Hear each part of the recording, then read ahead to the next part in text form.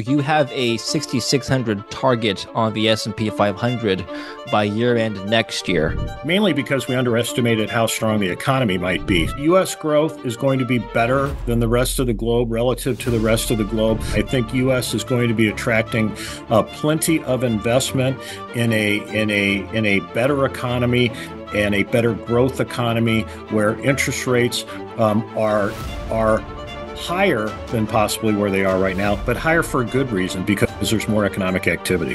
What is the outlook for global markets under a Trump regime? We'll find out with the next guest who is bullish on risk assets. Exactly how bullish and where will the S&P 500 end up by year end next year? We'll find out. Scott Wren joins us today. He's a senior global market strategist for Wells Fargo Investment Institute and also the managing director. Scott, good to see you. Welcome to the show. Thanks, David. I'd like to start by talking about the macroeconomic landscape and backdrop first. Let's take a look at this speech from Chair Jerome Powell, Fed Chair, at Reserve Bank of Dallas event last week. Take a listen. Economic activity and employment. We're moving policy over time to a more normal setting, but the path for getting there is not preset. In considering additional adjustments to the target range for the federal funds rate, we will carefully assess incoming data, the evolving outlook, and the balance of risks. The economy is not sending any signals that we need to be in a hurry to lower rates. The strength we're currently seeing in the economy gives us the ability to approach our decisions carefully. He's still optimistic about economic growth, and he's going to be cautious about analyzing data. Can you just respond to what he said, please? Well, I think that, the Fed, they're data watchers. Let's face it. They don't like to anticipate all that much. Most of the time, that's a good thing. But I do feel confident that the Fed is going to ease a little bit more. I think they're probably a little nervous about the last CPI reading that we had, or for that matter, the last personal consumption expenditures reading that we had. It crawled a little bit higher. That's not what the Fed wants to see. And I think what they're trying to do right now is make sure that the markets do not overestimate how much cutting they are going to do. The current probability for a Fed rate cut by the next meeting in December stands at just over 50%, Scott. And, this is a significantly higher chance of no cut versus the last meeting, of course. Under what scenario would you see the Fed pausing rate cuts into next year? Well, I tell you, I think, David, they are going to go in December, and that'll be 100 basis points of cuts that we've seen this year. And I think that resets it. So, they'd have to see some really strong economic news, some really strong inflation news to not cut in December. But saying that, once we get into 2025, I think they're going to be much more careful. And that's where I think there's a greater than 50% chance, well greater than 50% chance that they cut here in December. And then I think the market will have, 2-3 cuts priced in for 2025. We're at 2. And I believe the risk is to the downside. So in other words, they don't cut as much as we or the market thinks. If the risk is to the downside, would markets react negatively to any downside surprise? Suppose, let's say, we get an inflation print that is lower than normal. Would that be bad for equities? I think that right now the market is sensitive to slower growth because let's face it, stocks aren't cheap. There's some pretty strong earnings estimates out there. So I think, bad economic news is bad. Of course, we're going to have a new administration here come January the 20th. And there's some hope out there and there's some uncertainty out there about how those policies are going to affect inflation and the economy overall. So I think that treading lightly by the Fed is really a good way to put it. And I think the market knows that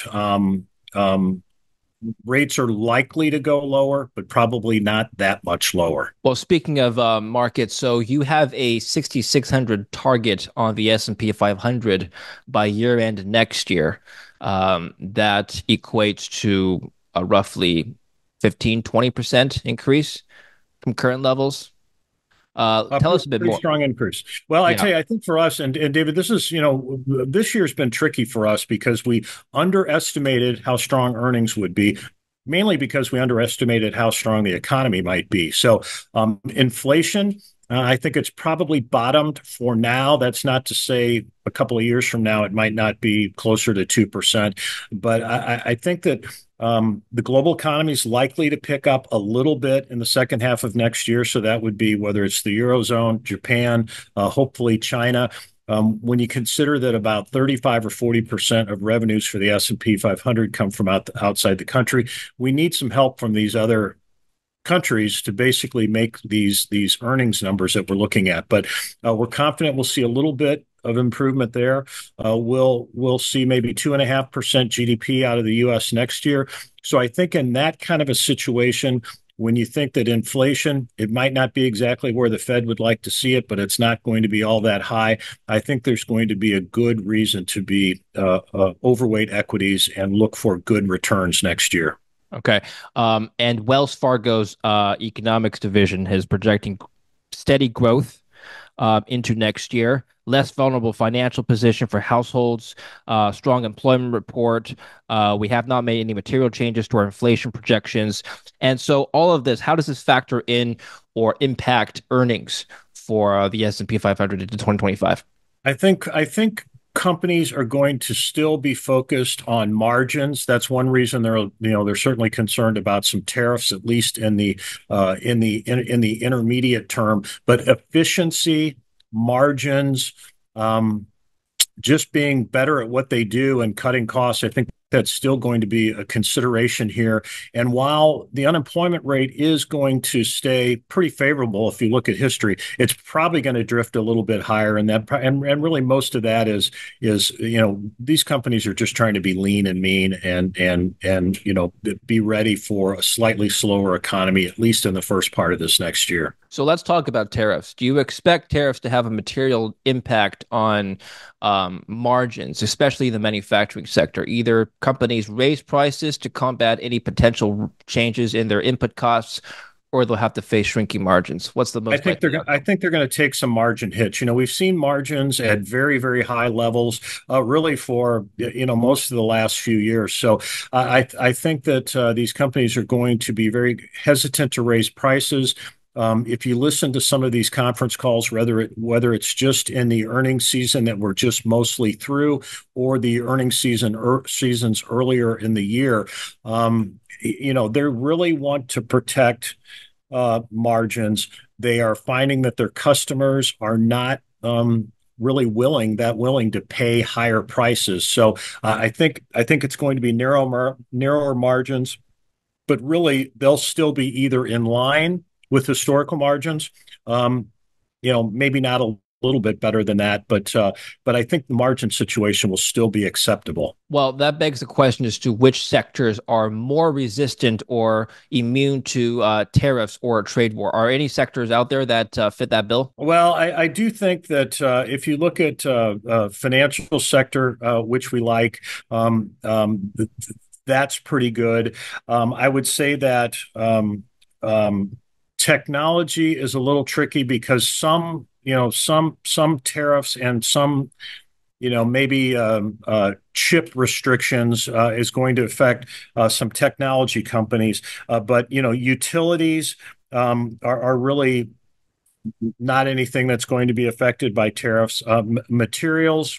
It depends. I mean, we're going to need a lot of copper and things like that. So there's some sectors out there, particularly industrials, some staples, depending on where they get their inputs. But clearly, even within these sectors, I think you have to look deeper. And if it's companies that are very reliant on imported inputs, investors are going to be a little more cautious there. And I don't think you're going to see, let's say, 10 or 20% tariffs across the board. They're going to be more targeted than that. And, we all know that during the campaign, candidates, they say certain things, but when it comes down to the reality of it, the Trump administration is certainly going to use tariffs. They're going to be very strong tariffs against certain sectors of the market, very targeted sectors, but very broad tariffs that hurt universally across the board in the near term,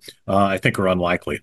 We know that banks historically have done quite well during a rising interest rate environment. Their net interest margin increases usually. What about the reverse scenario when we have a rate cutting environment? I think that in and financials have obviously done well here. The curve, is it steepening? Yes, it's steepening very slowly. I think you're probably going to see the Fed cut, and then because we'll have a touch higher inflation and better global economic growth in the second half of the year, that curve is going to steepen in a positive way, and so I think that financials. There'll be more loan demand. Net interest margin is going to be better. So we like financials. We've liked them for a little while here, and I think the curve is going to continue to steepen, and they'll benefit from that. Do you have a preference for the large banks or regionals? No, I think for us, we'd be sticking with the larger banks. Is there going to be some consolidation in the regionals? Yes.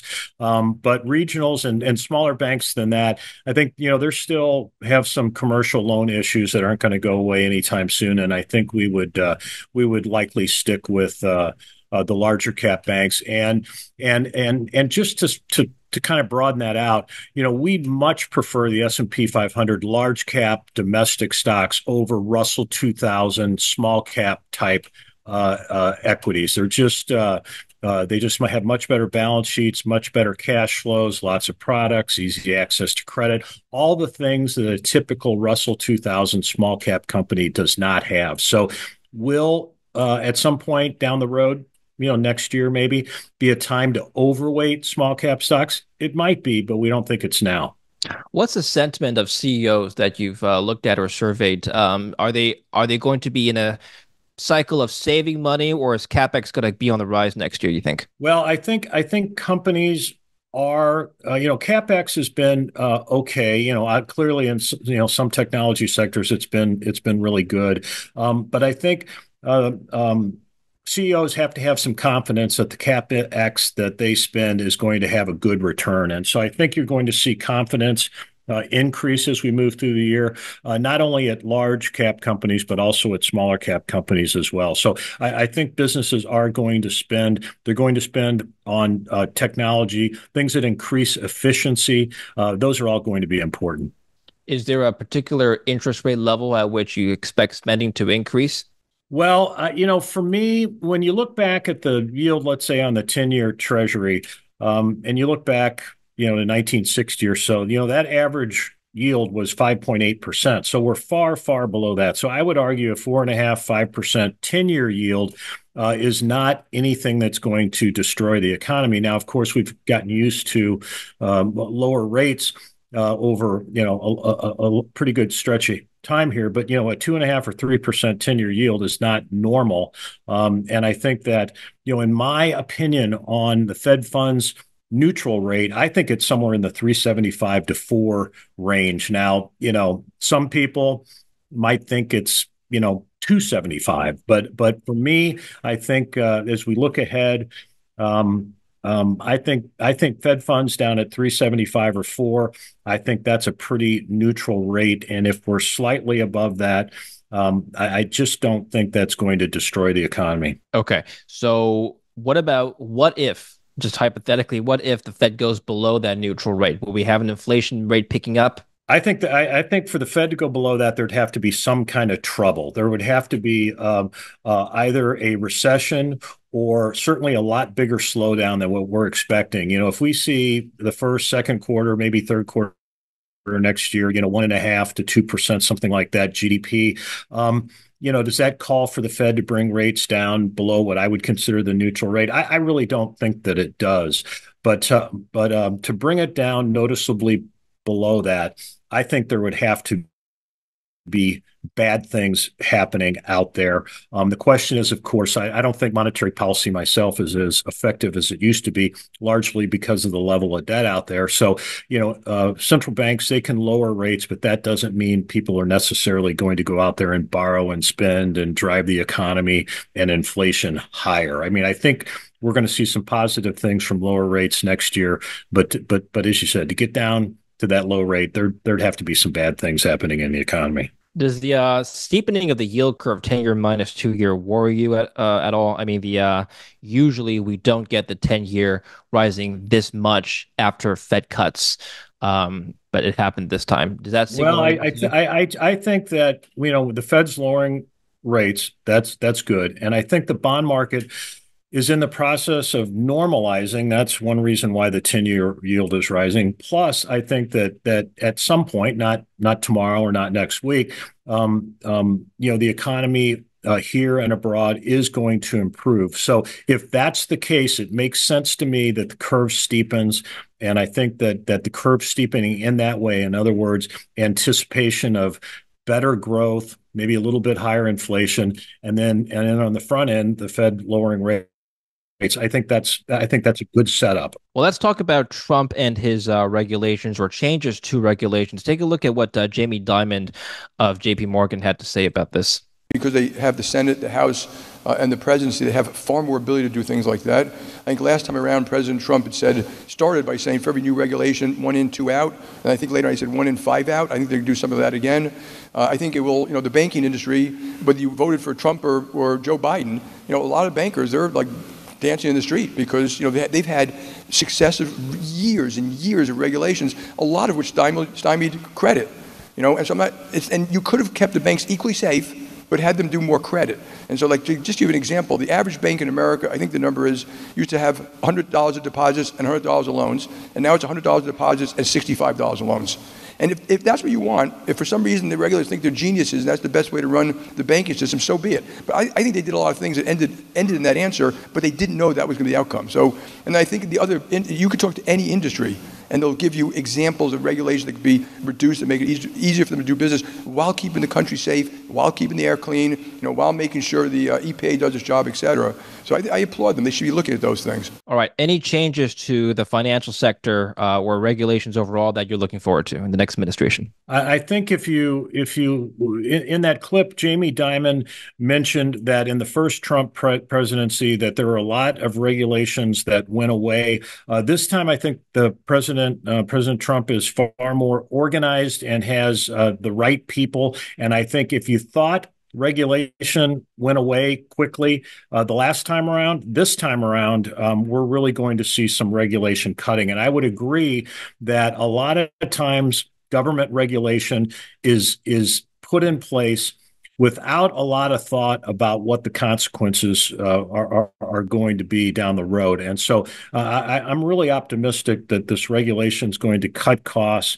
It's going to allow companies to provide credit in the financials, just as Jamie Dimon said, and just companies to make more money and take advantage of more opportunities. So this is going to be a good environment here for regulations lessening.